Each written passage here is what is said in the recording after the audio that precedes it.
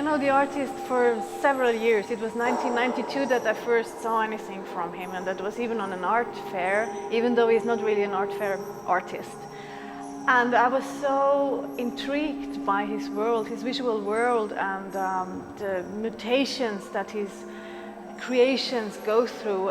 It was always a dream for me to work with him, and I had to wait several years, and now this dream has been coming true. Not only did we acquire a major installation from his work, which was also at the Documenta 2007 in Kassel, but this installation now, this new exhibition, is a continuation of this work that we already acquired. So in a way you can say it is not a retrospective that we offer you, but it is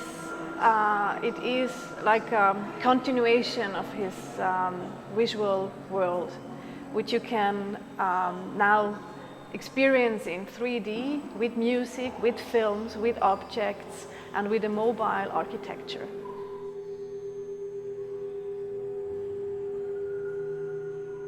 Yves Netzhammer, I think, is in a way very hard to describe what his work is about. He comes from drawing, and he used to draw in a quite classical, even Renaissance kind of way, the way he understands it, a way of thinking about the world as drawing. And of course he continued to draw in computer, so he has digital drawings, and he began to animate them as an animation, as a film. And his world in a whole is about reality, but in a surreal way.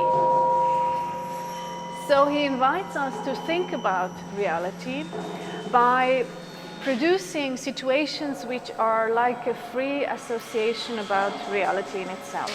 So in his films you find situations, sequences that stem from our everyday reality, but are like in a kind of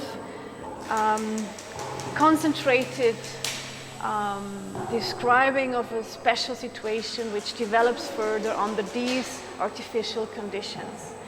And that way, his art is really about nightmares we have, about the fears we all have, but always intertwined in the reality that we live every day. So you can't really, it's also a way of experimenting with narration. He tries to find new ways to transmit atmospheres and emotions and actually all the things that you can't really talk about because you have to experience them. But when you start to look at his films, you recognize them immediately, even if they haven't ever been described that way before. So the difficult situation for me as a curator was, or is now, that I actually have to talk what you can see, even though the whole point of his art is that you come and immerse yourself in this world and recognize and experience this dark side of your own life and of your own personality that you may not want to face. It was on one hand actually to make this continuation of the installation we had before, but on the other hand, he's for us, one of the major Swiss artists today, who really thinks about our time and dares to formulate some kind of civilization critique, which may sound a bit old-fashioned, but I think it's still useful, it's still necessary to think about our time, our culture. What is it? What temperature has our culture? What are the basic fears, the basic projections in our culture? And he does it in his very own way, in his very own style, and with his very own visual and sculptural inventions.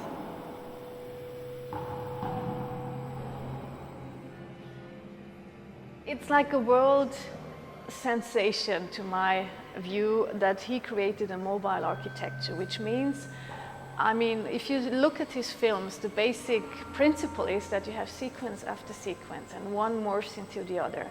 So he tried to recreate that in space, in 3 dimensions, which means he had to find a way to make this morphing possible in this 3D. So he invented this mobile architecture with these curtains, who after some special impulse, which are programmed according to the music, open and close, which means if you stand in front of the installation or in between or at the end of it, you will always find new compositions between the objects that are placed in the space and the drawing on the walls and the sound and the different lights that are placed. So you will find always new situations, new constellations. So you like in this constant process of morphing yourself.